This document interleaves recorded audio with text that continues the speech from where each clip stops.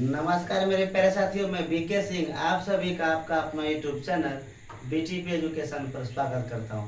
मेरे प्यारे साथियों, आज मैं आप लोगों के लिए बहुत ही मज़ेदार टॉपिक्स प्रोवर्ब्स लेकर आया हूं, जिसको हिंदी में आप कहावतें बोलते हैं या लोकोक्तियाँ बोलते हैं। यह आपका पार्ट 1 है। मैं इसे पार्ट 2 पार्ट 3 करके और लाऊंगा। पहले आप यह देखिए, लोकोक्तियाँ का जो प्रयोग करते हैं, कहावतें का।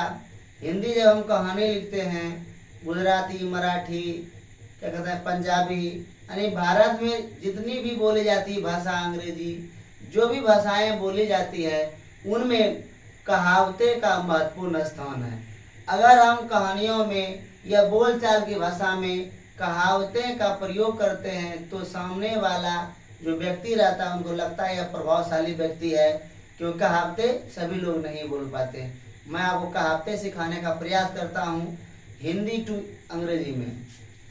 देखें, यहाँ पर शादियाँ स्वर्ग में तय होती है। कहने का तात्पर्य है शादी का जो निर्णय होता है ना, हम धरती वाले नहीं करते हैं, ईश्वर करते हैं। यानी स्वर्ग में इसकी तैयारी होती है। कौन किसका होगा यह तय स्वर्ग में होता है। यही कहने का मतलब है marriage are made in heaven, यानी शादियाँ स्वर्ग में तय होती है।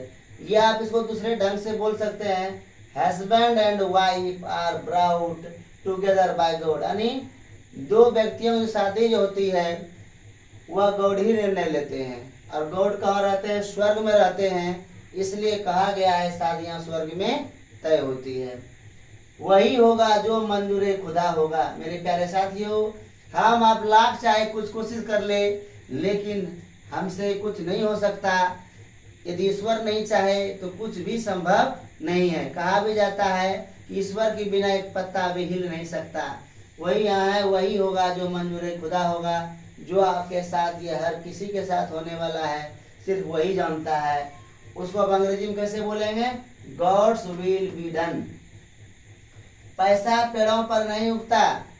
मेरे प्यारे साथियों, money does not grow on tree. पैसा पेड़ पर नहीं लगता है, इसे कमाना होता है और कमा कर ही पैसा आप ला सकते हैं। पेड़ों पे नहीं उगते। पेड़ों पर सिर्फ फल उगते हैं और फल से पैसा लाना बेहद कठिन है। पहले आप पेड़ लगाइए, पेड़ बहुत बड़ा होगा, फिर फल उसमें लगेगा, फिर वह पकने तक इंतजार कीजिए, तब उसको बेचिए, तब पैसा होगा। बहुत समय लगता है, नहीं उसमें भी मेहनत है। तो एक अलग पैसा कमाना पड़ता है। जाको राखे साइयां मार सके ना को। यदि आपकी रक्षा ईश्वर कर रहा है तो धरती पर लाख भी चाहे कोई, आपका कोई कुछ बिगाड़ नहीं सकता। उसको आप अंग्रेजी में बोलेंगे, what God wills no first can kill. अगर ईश्वर चाहे तो मेरा यहाँ धरती पर कोई भी कुछ बिगाड़ नहीं सकता। आसमान से गिरा खजूर पर अटका, फ्रॉम द फायर, फायर बना हुआ, फ्राई बना हुआ, फ्रॉम द फ्राई, फ्राई बना तला हुआ चीज, और फायर बना आग। यदि आप तले हुए चीज को आग में दीजिएगा और आग लग जाएगा।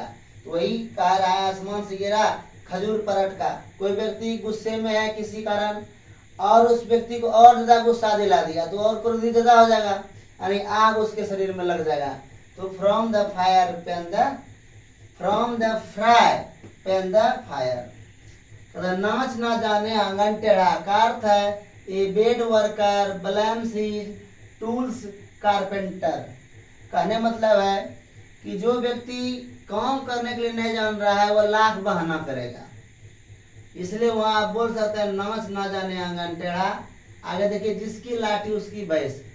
माइट इज राइट, इसका मतलब है ताकत से अधिकार लेना, ताकत से हथियार, मतलब ताकत से जो है सत्ता को हथियार लेना, यानी किसी चीज में ताकत या बाहुबल से कोई चीज को जीत लेना।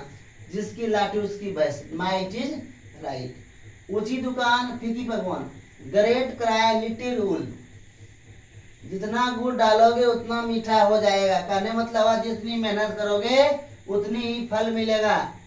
आगे कहता है, देखिए इसको अंग्रेजी में बोलते हैं, the deeper the well the sweeter the water. नाम लिया और शैतान हाजिर। इसको बोलेंगे speak a thing of the devil and the devil is here. यानी आप उससे व्यक्ति का नाम लिए या सोचे मन में और वह व्यक्ति हाजिर हो गया, यानी वह व्यक्ति ठीक ठाक नहीं है आपके लिए। वह बहुत ही शरारती है, शैतान टाइप का है। तब हम वहाँ बोलते हैं नाम लिया और शैतान हाजिर। मेरे प्यारे साथियों, आज का सेशन यहीं तक। जय हिंद, जय जननी। आपका दिन शुभ हो और आप हर रोज आज से बेहतर करें।